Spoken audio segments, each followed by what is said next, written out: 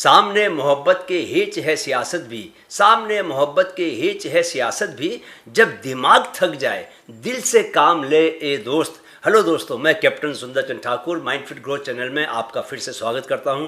ये जो मैंने आपको शेर सुनाया, इसे साहब लखनवी साहब ने लिखा है। हिज का मतलब होता है बेकार, यानी मोहब्बत के सामने राजनीति बेकार है। वहाँ दिमाग से काम नहीं चलेगा, दिल से काम लेना होगा। पर यहाँ हमें दिल से ज़्यादा दिमाग से काम लेना है दोस्तों, क्योंकि आज बातें दिमाग की यानी माइंड मैनेजमेंट की ही होने वाली हैं। इस कमबख्त को मैनेज कैसे किया जाए, लेकिन दिमाग पर काम करने से पहले आपको दिल से काम लेना होगा, क्योंकि जब तक आपका दिल आपको मजबूर नहीं करेगा, आप खुद को बदलने वाला कोई काम नहीं करने वाले।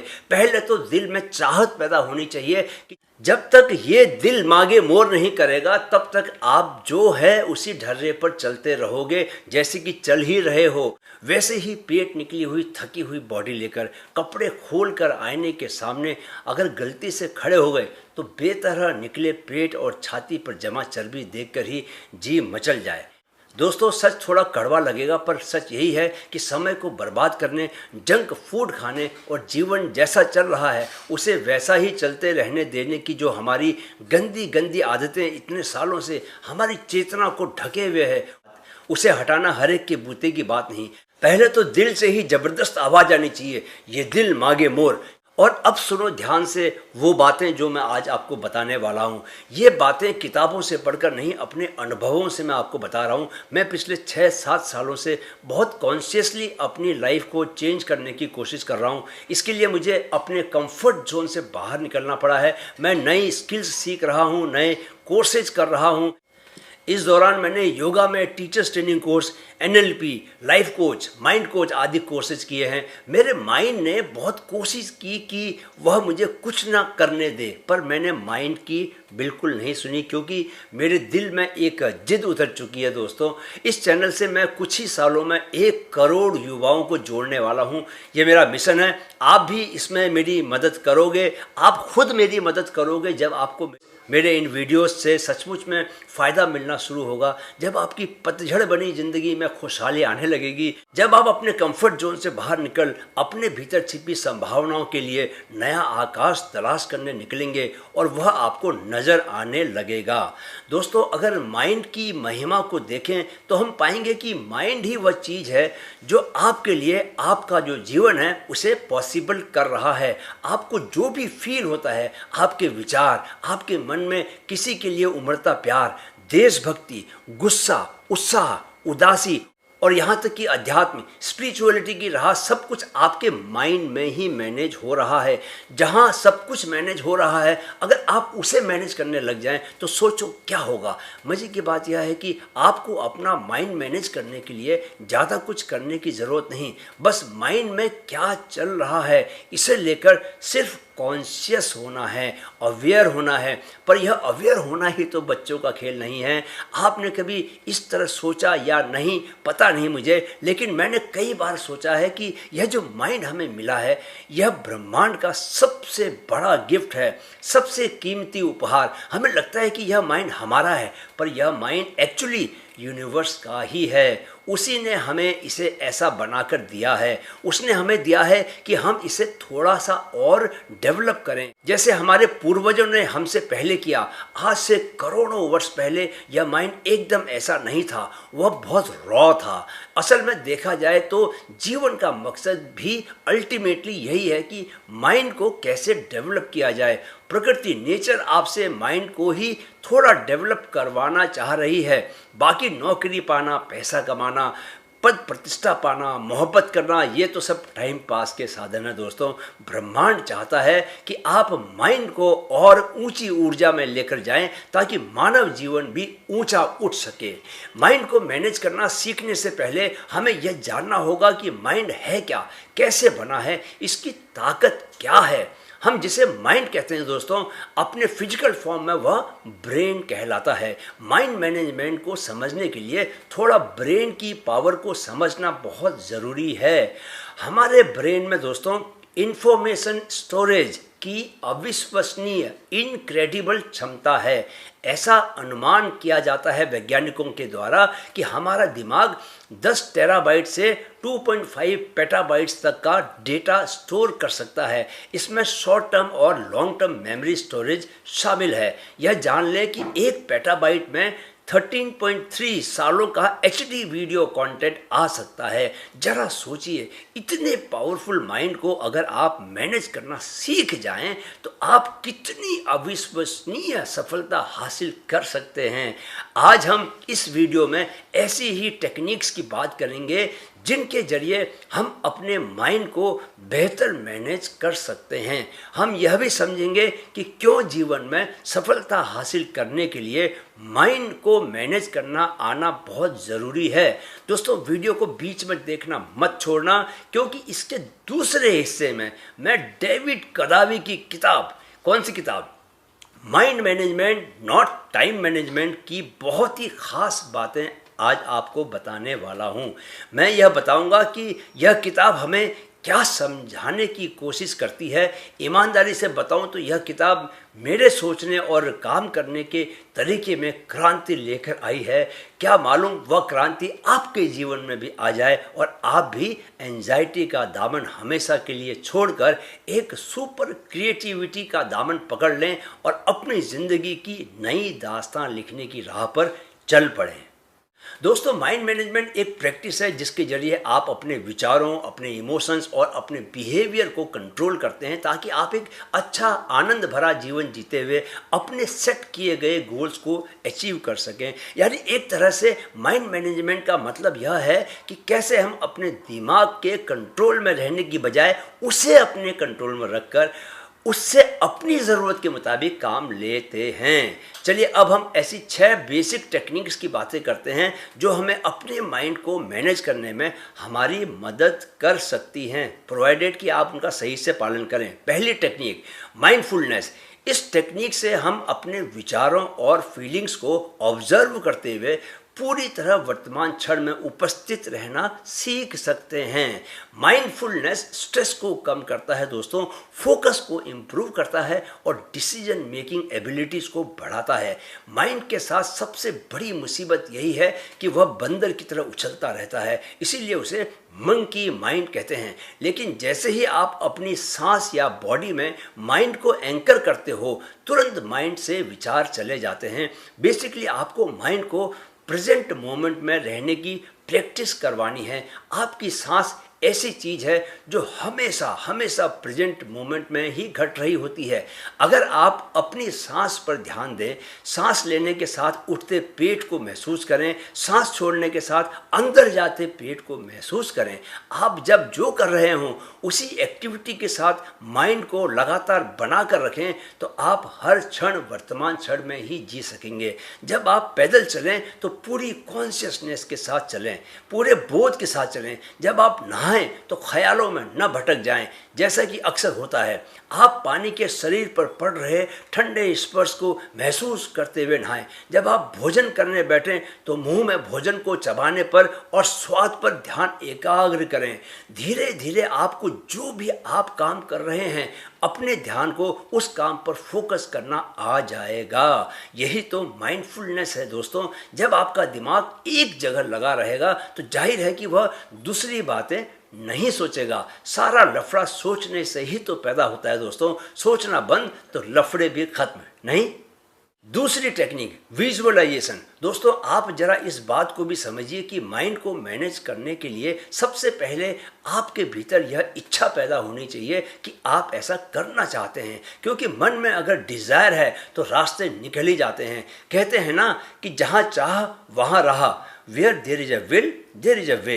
आपको खुद ही मालूम चलेगा कि ज़रूरत कुछ आदतें बनाने की हैं, कुछ नई आदतें बनाने की है, कुछ मजबूत आदतें बनाने की है। विजुअलाइजेशन एक बहुत इफ़ेक्टिव आदत बन सकती है।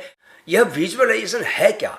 अपने डिज़ायर्ड आउटकम्स यानी जिन गोल्स को आप पाना चाहते हैं उन गोल्स को अचीव करते हुए जो मोमेंट्स होते हैं उनकी जीवंत तस्वीरें, विविड इमेजेस को देखना, उनकी कल्पना करना ही विजुअलाइजेशन है। अपने गोल्स को इस तरह विजुअलाइज करके आप अपने दिमाग को उन्हें वास्तव में अचीव करने के लिए ज़रूरी एक्शंस लेने को प्रेरित करते हैं, इंस्पायर करते हैं, मोटिवेट करते हैं। यानी यह एक तरह का साइंस है।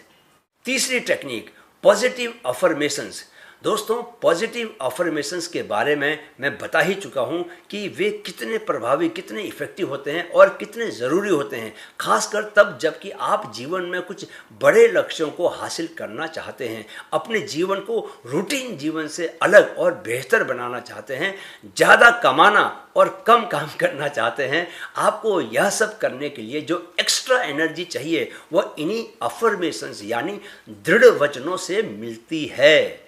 ये ऐसे स्टेटमेंट्स होते हैं दोस्तों जिन्हें आप खुद के लिए ही रिपीट करते हैं ताकि आप अपने ही आत्मविश्वास को चुनौती देने वाले ख्यालों से लड़ सको। अपने नेगेटिव विचारों को पॉजिटिव अफर्मेशन से बदलकर आप एक ज़्यादा उम्मीदों से भरा हुआ माइंडसेट कल्टीवेट कर सकते हो, उसे पैदा कर सकते हो। आपको मेरा अफर्मेशन पता ही होगा जिसे मैं हर वीडियो के अंत में ज़रूर बोलता हूँ। क्या है बताइए, क्या है मेरा अफर्मेशन? यही कि मन में है तो मुमकिन है, मन में है तो मुमकिन है। यानी अगर मैंने इस चैनल को 10 मिलियन यूथ तक पहुंचाने की बात मन में सोच ली तो यह बात मुमकिन भी होकर रहेगी, चाहे कुछ भी क्यों ना हो जाए, राइट। चौथी टेक्निक, गोल सेटिंग।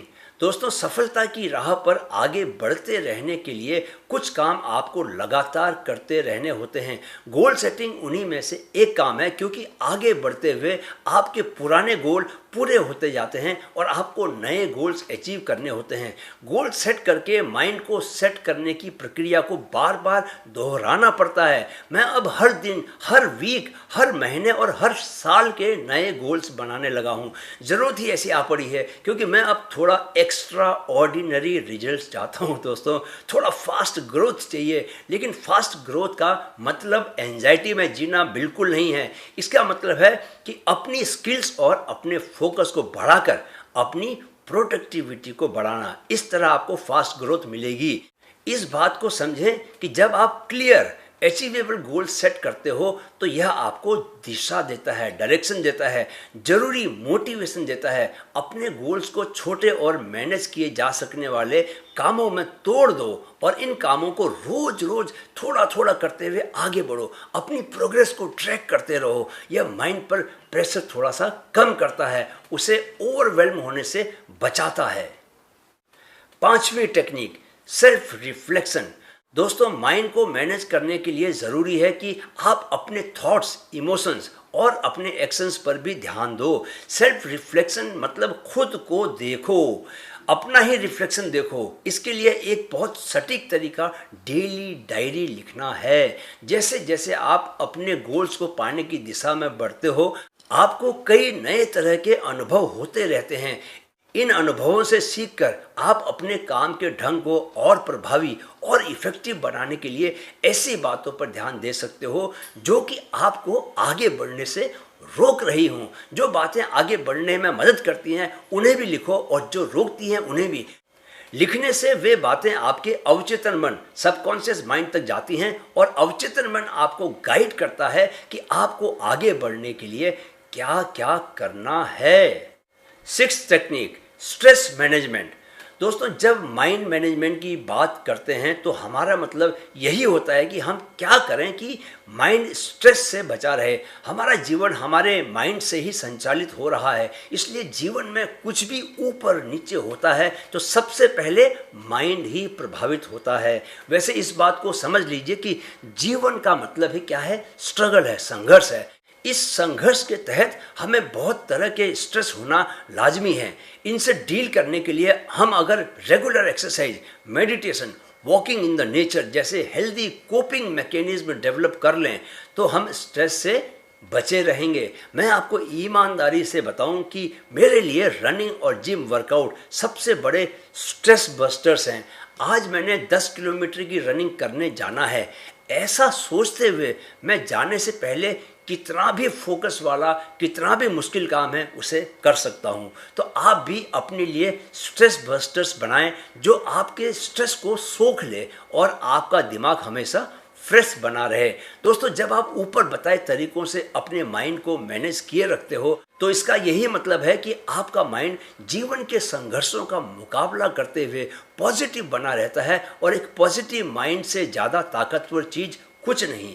वही आपका ब्रह्मास्त्र यानी सबसे बड़ा अस्त्र, सबसे बड़ा वेपन है। वह आपके हाथ में रहे तो आप स्थितियों और परिस्थितियों को काटते छांटते हुए और जीवन के जंगल में अपनी सफलता का रास्ता बनाते हुए आगे बढ़ते ही जाओगे। ऐसा करोगे तो आपके सामने नई अपॉर्चुनिटीज आती जाएंगी और आप जीवन में ऊंचे लक्ष्यों की ओर बढ़ते चले जाओगे। राइट दोस्तों, ये तो माइंड मैनेज करने के मैंने पारंपरिक ट्रेडिशनल तरीके बताए। अब जरा हम उस बंदे की फिलॉसफी को जानते हैं जो जीवन में बड़े लक्ष्यों को पाना चाहता है लेकिन काम भी ज़्यादा नहीं करना चाहता, जो टाइम मैनेजमेंट से ज़्यादा तवज्जो किसको देता है? माइंड मैनेज को देकर रोज महज 4 से 5 घंटे ही काम करके एक बहुत ही शानदार जीवन जी रहा है। जी हाँ दोस्तों, मैं बात कर रहा हूँ डेविड कदावी की किताब mind management not time management की। बहुत ही वैल्यूएबल इंसाइट्स देती है ये किताब कि कैसे हम अपनी प्रोडक्टिविटी को ऑप्टिमाइज करें और कैसे अपने माइंड को बेहतर मैनेज करके सफलता पाएं। मैं आपको माइंड को बेहतर मैनेज करने के लिए इस किताब से लिए गए 10 बहुत ही ज़रूरी तरीके बता रहा हूं। मुझे यकीन है कि ये तरीके आपको एक नया ही नज़रिया देंगे और जीवन में तेज़ी से तरक्की करने में आपकी मदद करेंगे।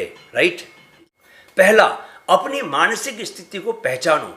इस बात को समझ लो कि आपकी प्रोडक्टिविटी एंड इफेक्टिवनेस आपकी मानसिक स्थिति के मुताबिक ही फ्लक्चुएट करती है।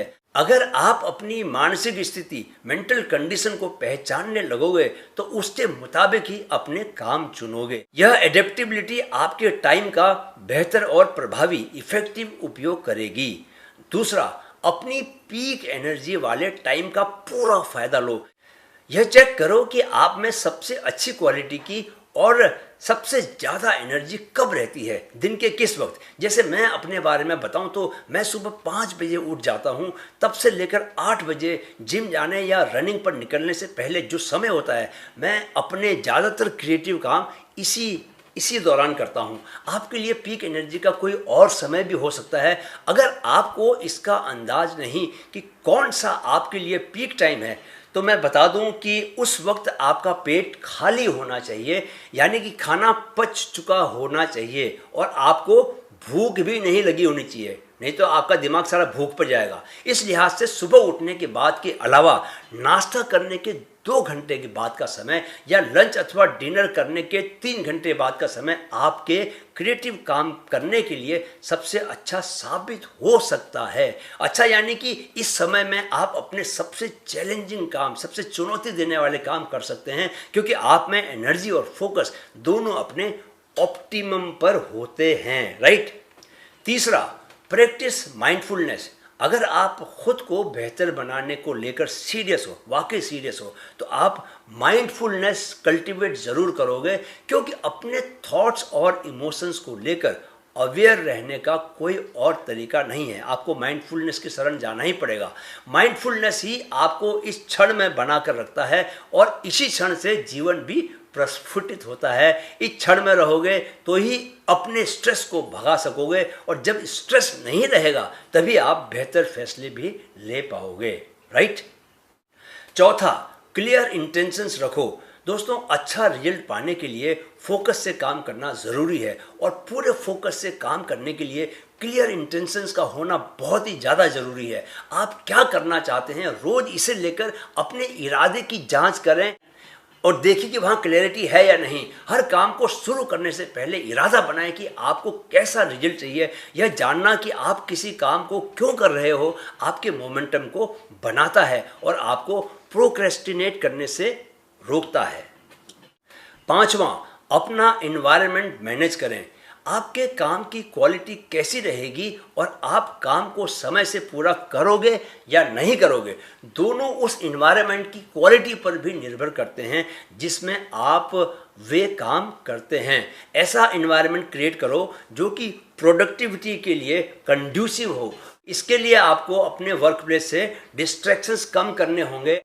आपको डीक्लटरिंग करनी होगी, यानी साफ सुथरी खुली जगह जहां बहुत सारा सामान न पड़ा हो, ऐसी जगह बैठना होगा। खुद को आज के समय के सबसे बड़े दुश्मन यानी डिजिटल डिस्ट्रैक्शन से बचाना होगा, क्योंकि बिना ऐसा किए आप क्रिएटिव काम एकदम नहीं कर सकते, बिल्कुल नहीं कर सकते।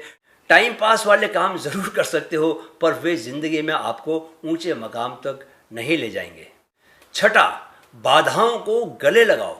आप कोई भी काम करो, रास्ते में बाधाओं का आना तय है। आपको सांस लेने के लिए भी एनर्जी लगानी पड़ती है, वह भी एक बाधा है, लेकिन वही आपको जीवन का अवसर देती है। आप अवसर छोड़ते नहीं, क्योंकि छोड़ोगे तो क्या होगा, मर जाओगे। इसी तरह सफलता के रास्ते पर बाधाएं भी आती ही हैं। बाधाओं को अपनी लिमिटेशंस की तरह मत देखो, बल्कि उन्हें अपनी क्रिएटिविटी और इनोवेशंस के लिए अपॉर्चुनिटीज के रूप में देखो। सोचो, अगर बाधाएं ना आए तो आपकी क्रिएटिविटी तो धरी की धरी रह जाएगी। रुकावटें और बाधाएं आपको अपनी प्राथमिकताएं यानी आपकी जो प्रायोरिटीज हैं उन्हें तय करने में मदद करती हैं और आपसे उसी काम पर फोकस करवाती हैं जो कि वस्तुतः आपके लिए बहुत ज़्यादा ज़रूरी होता है। सातवां, खुद का आकलन करते रहो। अपनी उपलब्धियों, अपने सेटबैक्स और अपनी लर्निंग्स को लगातार देखते रहो दोस्तों। Keep reflecting on them. यह आपको अपने रास्ते को ठीक करना सिखाता है, आपसे अपनी रणनीतियों को दोबारा तैयार करवाता है और आपको लगातार सुधार करने को तैयार करता है। आठवां, काम से ब्रेक लेते रहो। दोस्तों, रेस्ट और रिकवरी R&R से कोई समझौता मत करना प्लीज़। आपकी ज़िंदगी की सफलता इस बात पर निर्भर करती है कि आप रात को 7 घंटे की हेल्दी और गहरी नींद लेते हो या नहीं लेते। अपने ऑप्टिमम मेंटल परफॉर्मेंस को अगर आप बनाए रखना चाहते हो तो इसके लिए आपको रेस्ट की ज़रूरत पड़ेगी, रेस्ट से कॉम्प्रोमाइज़ नहीं करना पड़ेगा। एक आराम किया हुआ दिमाग ही सुपर क्रिएटिव हो सकता है। थके हुए दिमाग से आप खाक क्रिएटिव नहीं हो सकते। इसलिए अपने को अच्छी नींद देना और आराम करना अपनी प्रायोरिटी बनाकर रखें, टॉप प्रायोरिटी बनाकर रखें। जैसे काम करने के बारे में सोचते हो वैसे ही आराम करने के बारे में भी सोचो, यानी आराम को भी काम की तरह ही करें। दोनों बराबर ज़रूरी हैं। काम को ज़्यादा और आराम को कम महत्व देने की आत्मघाती गलती मत करना कभी भी। नवा, एक ग्रोथ माइंडसेट पैदा करो। दोस्तों, एक ग्रोथ माइंडसेट को अपनाओ, एक ऐसा माइंडसेट जो चुनौतियों को गले लगाए और असफलताओं को सीखने और ग्रो करने के लिए ज़रूरी अपॉर्चुनिटीज़ की तरह देखे। सेटबैक्स और चुनौतियों के बीच रेजिलियंस और परसिवरेंस को पैदा करो। 10वां, गहरे काम पर फोकस। दोस्तों, अगर आपने कैल न्यूपोर्ट की डीप वर्क नहीं पढ़ी तो कृपया पढ़ लें। अगर आप डीप और फोकस्ड काम करने लगे बजाय शैलो और डिस्ट्रैक्टेड काम के, तो आपको अपने कॉम्पिटिटर्स की तुलना में ज़्यादा सफलता मिलने लगेगी। इस बात को समझो कि आप अपने काम में जो एनर्जी लगाते हो, राइट, जो एनर्जी लगाते हो, दूसरों तक जब वो आपका काम पहुंचता है तो उन्हें आपकी वही एनर्जी मिलती है। जितनी गहरी एनर्जी लगाओगे लोगों तक उतनी ही गहरी एनर्जी पहुंचेगी और वे आपके काम से ज़्यादा जुड़ेंगे, क्योंकि संसार में हर व्यक्ति को एनर्जी ही चाहिए। क्या चाहिए? Only energy. इसलिए बहुत ज़रूरी है कि आप खुद को रोज़ बिना किसी इंटरप्शन वाला और डिस्ट्रैक्शन फ्री टाइम स्लॉट दो। इस दौरान आप सब छोड़कर सिर्फ और सिर्फ अपना काम करो जो आपके लिए बहुत ज़रूरी है। अपने गोल्स को अचीव करने के लिए अपने प्रोजेक्ट्स को पूरा करो। अगर आपने यह नहीं सीखा तो मैं आपको सफलता की झूठी सांत्वना नहीं दे सकता, वह आपको नहीं मिलेगी। दोस्तों, सक्सेस के लिए यह कंपलसरी है कि आप फोकस से काम करना सीखो। मोबाइल हाथ में रखकर डीप वर्क नहीं हो सकता। तो देखा दोस्तों आपने कैसे आप टाइम मैनेजमेंट का पुराना रट्टा मारना छोड़कर माइंड मैनेजमेंट की शरण जा सकते हो और अपने मेंटल रिसोर्सेज को बढ़ाकर अपनी प्रोडक्टिविटी को बेहतर बना सकते हो और इस तरह जीवन को ज़्यादा मीनिंगफुल और सक्सेसफुल भी बना सकते हो। इसके साथ ही दोस्तों हम अपने इस वीडियो के अंत तक पहुंच चुके हैं। अगर आपको ये लगता है और दिल से लगता है कि मैंने आपको काम की बातें बताई हैं तो दोस्तों बिना रुके मेरे इस वीडियो को शेयर करें और लाइक करें। इस चैनल को 10 मिलियन युवाओं तक पहुंचाने के मेरे मिशन को कामयाब बनाने के लिए आप प्लीज़ मेरी मदद भी करें और चैनल को सब्सक्राइब ज़रूर करें। एक बात हमेशा ध्यान में रखना दोस्तों कि ज़िंदगी अतीत में नहीं, भविष्य में नहीं, हमेशा कहाँ घटती है, कहाँ से फूट कर बाहर निकलती है। जी हाँ, वर्तमान पल से। तो वहीं टिके रहें क्योंकि ज़िंदगी आपको वहीं मिलेगी। तो चलिए अलविदा कहते हैं। जाने से पहले मेरे साथ कहें, मन में है तो मुमकिन है, मन में है तो मुमकिन है। नमस्कार।